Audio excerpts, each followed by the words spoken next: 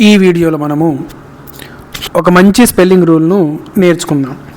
ఆ spelling rule ఏంటిదంటే, గమనించండి,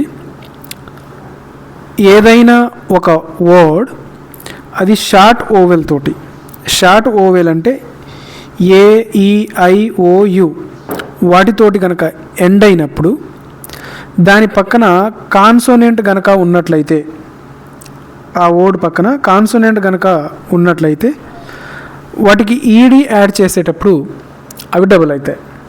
అర్థం కాలేదు కదా? ఇప్పుడు ఒకసారి గమనించండి. SKIP స్కిప్ ఉంది. స్కిప్లో షార్ట్ ఓవెల్ అంటే ఐ, ఇందులో షార్ట్ ఓవెల్ ఐ ఉన్నది.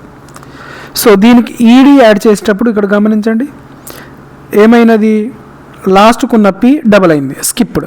సో ఆ విధంగా ఇది గమనించండి. DROP drop. సో డ్రాప్లో షార్ట్ ఓవెల్ ఏంటిది అంటే ఓ. సో పక్కన ఏమున్నది, పి అనేటువంటిది కాన్సోనెంట్. సో దీనికి ఈడీ యాడ్ చేసేటప్పుడు ఇలా మారుతుంది, డ్రాప్డ్, DROPPED అంటే లాస్ట్కు ఉన్నటువంటి కాన్సోనెంట్ డబల్ అయిపోతుంది. TRIM ఇక్కడ ఐ, పక్కన ఎం అనేటువంటిది కాన్సోనెంట్. సో షార్ట్ ఓవెల్ పక్కన కాన్సోనెంట్ వస్తే డబల్ అవుతుందని చెప్పుకున్నాం కదా. గమనించండి ఏమొచ్చింది, TRIMMED trimmed. Same admit, I short vowel పక్కన టీ ఉంది కాన్సోనెంట్. సో స్పెల్లింగ్ రాసేటప్పుడు అడ్మిటెడ్ డబల్ టీ అయిపోయింది. Shop, shopped. Occur, occurred.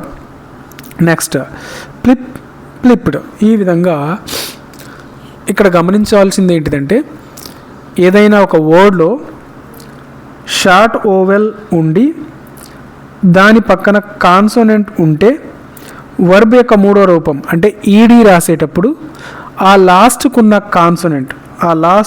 Consonants ఏవైతే ఉన్నాయో అవి ఏమవుతాయి, డబల్ అవుతాయి అంటున్నాడు.